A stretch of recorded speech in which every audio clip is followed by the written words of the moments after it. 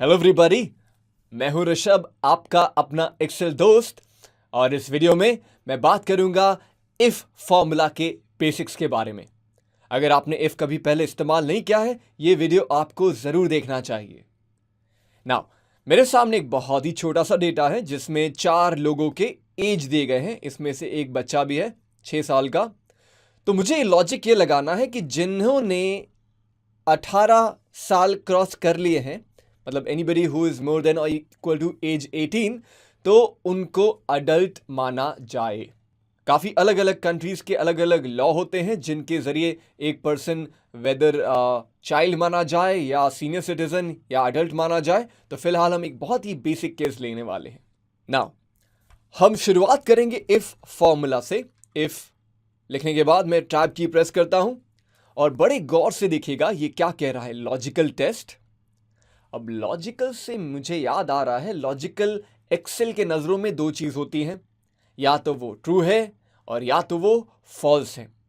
तो जब हम लॉजिकल और टेस्ट शब्दों को जोड़ते हैं तो लॉजिकल टेस्ट का मतलब होता है ट्रू फॉल्स टेस्ट। मतलब ऐसा कोई टेस्ट, ऐसा कोई सवाल पूछें जिसका आंसर या तो हाँ हो या ना हो। मतलब अगर मैं आपसे पूछूं कि क्या आपको भूख लगी है, तो आप कह सकते हो हाँ, वो हो गया लॉजिकल टेस्ट।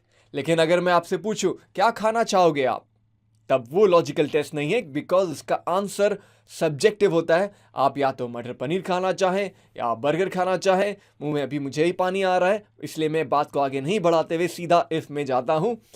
और इसके अंदर मैं सबसे पहले ऐसे सवाल पूछता हूं जिसका आंसर लॉजिकल हो, ट्रू या फॉल्स हो।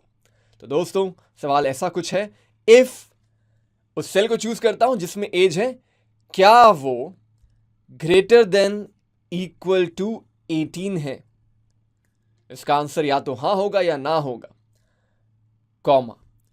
अगर हां है, मतलब ये जो आंसर अगर बाई चांस ट्रू निकला, तो क्या मैसेज देना चाहेंगे आप लोगों को?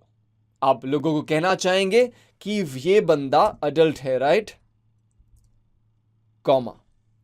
लेकिन अगर यही सवाल उल्टा पड़ गया, फॉल्स बन गया, तो क्या लिखना चाहूंगा? चाइल्ड, डबल कोटेशन क्लोज्ड और ब्रैकेट भी क्लोज, क्योंकि और ना तो सवाल है और ना पैरामीटर, बात यहीं खत्म हो जाती है। एंटर, चाइल्ड, कॉपी पेस्ट नीचे करता हूं, तीनों अडल्ट है। हाउ अबाउट इसे मैं 26 बना दूं और इसे 3। आंसर अपने आप चेंज होता नजर आएगा। वेल, ऑल्दो मुझे मालूम है ये बिगिनर वीडियो है, बट आपको जस्ट एक झलक दिखाना चाहता हूं कि धीरे धीरे जब आप आगे बढ़ोगे, मैं आपको ये भी बताऊंगा कि अगर कोई पर्सन इसके अंदर 60 इयर्स एज को टच करते हैं तो उन्हें हम नाम देना चाहते हैं senior citizen. Okay, senior citizen. तो अभी फिलहाल अगर मैं 61 या 62 या 60 लिखूं तो मुझे अडल्ट ही दिखेगा, मुझे सीनियर सिटीजन नहीं दिखेगा, क्योंकि मेरे लॉजिक में मैंने वो इंक्लूड ही नहीं किया है। तो अब मैं एक फ्रेश लॉजिक लिखना चाहता हूं, थोड़ी जगह बना देता हूं ताकि हम सब फॉर्मूला को बड़े आसानी से देख सकें। ये फॉर्मूला मैं कट करके ऊपर रख रहा हूं ताकि हम रेफर कर सकें जब भी ज़रूरत पड़े, और ये मैं पूरा डिलीट कर देता हूं। अब शुरुआत करता हूं। If the age is more than equal to 18, in fact मैं ऐसे भी शुरू कर सकता हूं, if age is more than equal to 60, तो उन्हें माना जाए सीनियर सिटीजन, कॉमा। क्या मैंने सही किया है? कुछ मिस किया है मैंने? यस, मैंने डबल कोटेशन लिखना मिस कर दिया, तो उसे आप नहीं भूलिएगा और फिर कॉमा प्रेस करते हुए हम आगे बढ़ेंगे। पर मन में एक सवाल आया, जो है मोर देन इक्वल टू 60 वो बन गए सीनियर सिटीजन, अच्छी बात है, बट जो नहीं है, क्या मैं उन्हें चाइल्ड कहूं या क्या मैं उन्हें अडल्ट कहूं? अब वो जानने के लिए आपको और एक सवाल पूछना पड़ेगा कि क्या वो 18 से कम है। ओके, अब सवाल पूछने के लिए मैं सेल को चूज करता हूं और लिखता हूं लेस देन 18, बट दोस्तों ये सरासर गलत है। क्यों? क्योंकि सवाल पूछने का हक सिर्फ और सिर्फ लॉजिकल टेस्ट को है, ना कि अदर पैरामीटर्स को। क्या समझाएला है भाई। अब क्योंकि आप जहां खड़े हो फॉर्मूला के अंदर, उसके अंदर लिखा है वैल्यू इफ फॉल्स। ना यहां पर आप सीधा सवाल नहीं पूछ सकते, और अगर आपको सवाल पूछना है तो लॉजिकल टेस्ट लाना होगा, और लॉजिकल टेस्ट लाने के लिए लाना होगा एक नया इफ स्टेटमेंट। सो लिखता हूं इफ, टैब की प्रेस करता हूं, एक ब्रैकेट को क्लोज करता हूं और एक ब्रैकेट क्लोज करता हूं, ताकि सारे ओपन ब्रैकेट्स के ब्रैकेट्स क्लोज हो जाएं। अब ये इफ के अंदर एक नई कहानी रचूंगा। उस इफ के अंदर दूसरा सवाल ये पूछता हूं कि क्या वो सेल लेस देन 18 है।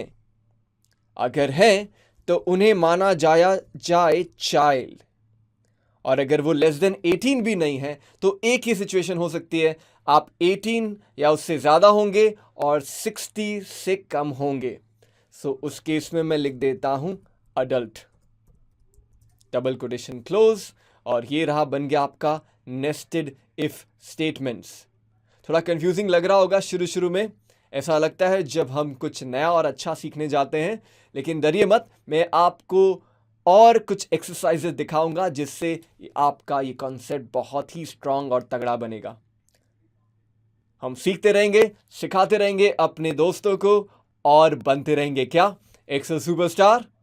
सो आइए अगले वीडियो में हम देखते हैं अगला एग्जाम्पल। सो जाते जाते मैं आपको एग्जाम्पल दिखा देता हूं, और ये प्रेस करता हूं drag and drop, double click, और आपको मिल रहा है senior citizen, adult, child and adult.